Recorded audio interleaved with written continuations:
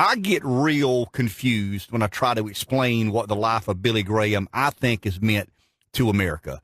I mean, we're a country of sound bites. We're in an age and an era of sound bites, and to say he's America's pastor is probably as decent a way as you can do it in such a brief pronouncement. But I think Billy Graham was much more than that. I think Pastor Graham was the person, in my humble opinion, who allowed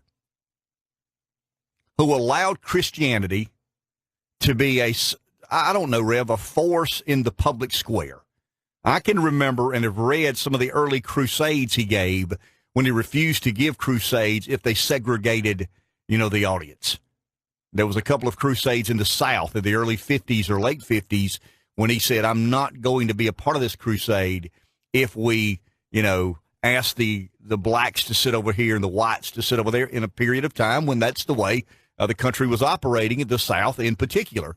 And he always was, and this is where I think Billy Graham has distinguished himself from other spiritual leaders. For whatever reason, whether it was sincere or not, you always felt it was not about him. It was about the teachings of Christ.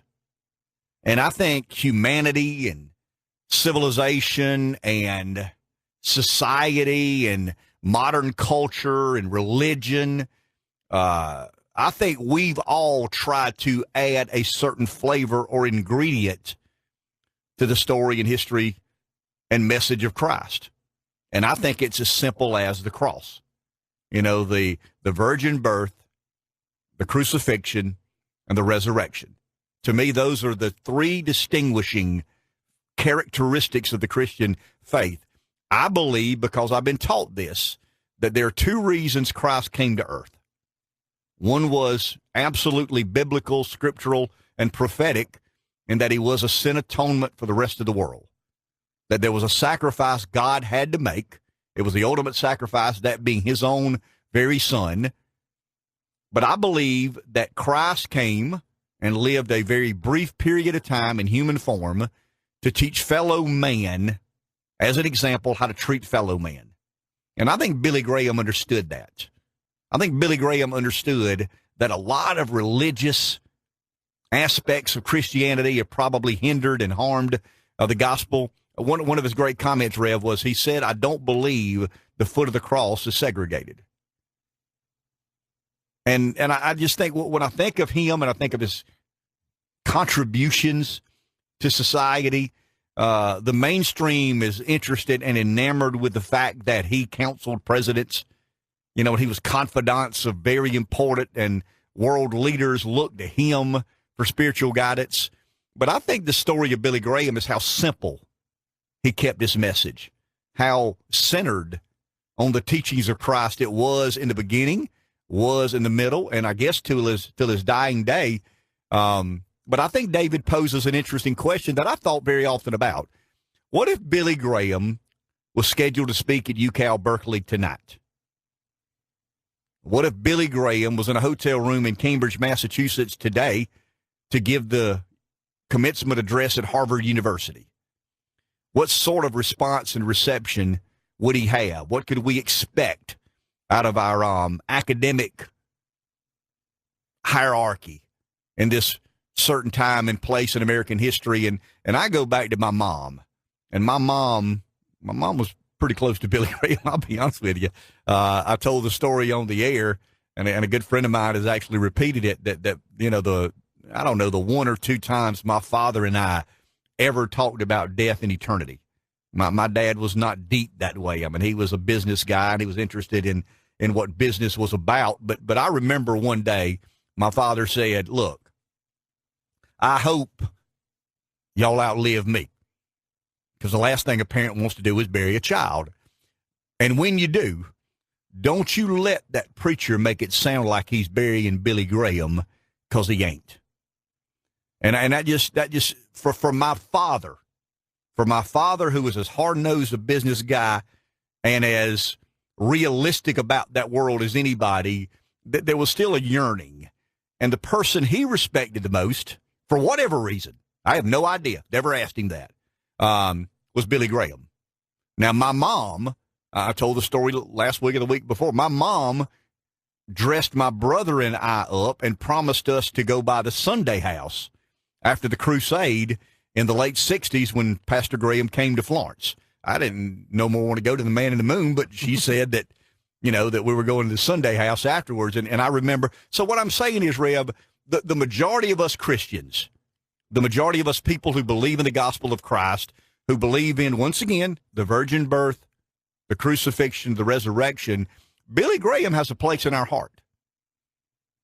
I mean, my father didn't say, don't you make it sound like they're burying Joel Osteen or Charles Stanley or any. I mean, there's a wide array of positions and dispositions and theologies within the Christian faith. I think the one thing Billy Graham did consistently throughout his incredibly relevant and important spiritual career and social career was to keep it about the teachings of Christ. Now, man adds this and man adds that, and religion becomes this and religion becomes that, and the church becomes this and the church becomes that. But once again, I think the gift of Billy Graham to me, and I would imagine many of our listeners, was his steadfast commitment to the teachings of Christ. And I have found in my life, when I'm able to keep, my head there, my heart there, my soul there, life's a whole lot better. And when I decide that stray off this way a little bit because it's a little easier to do it this way right now. It's a little easier to do it that way. But I go back to what my mom said, and David was talking about, how he would be received at UCal Berkeley or Harvard or really any academic setting for that matter today, because we have gone through what I would argue is an incredible secularization of the American society. I think it's intentional. I've got some people I could blame for it. We won't do that this morning, but I think there has been a burning desire within certain segments of our country to rid ourselves of anything that reminds us of the faith of Christianity. I think it's orchestrated. I think it's organized. I think it's run and done by very bright people who absolutely want to purge the American political system and the societal system of anything relating to Christianity. But I go back to my mom, who was not political at all, and one day I was debating with her, the Pledge of Allegiance. There was this debate about removing under God because it was put in only in the 40s or 50s, and it was kind of it was unacceptable because you were offending certain people who don't believe in God but are Americans. And I told my mom, I was concerned about it. I'm young and impressionable. I said, Mama, it ain't right. I mean, it's not right that they want to take under God out of the Pledge of Allegiance. She said, son, man can do what man chooses to do, but this will be a nation under God. There will be a judgment day by Almighty God that you answer to, that I answer to, that Billy Graham answers to. I'm not theological. I'm certainly not a biblical scholar, but I've just got to believe that if anybody deserves at the gates of heaven to hear, well done, thy good and faithful servant, it is indeed Pastor Billy Graham. And the world is a lesser place without him, but heaven is a better place today. Take a break. Back in a minute. Good morning, PD Live 95.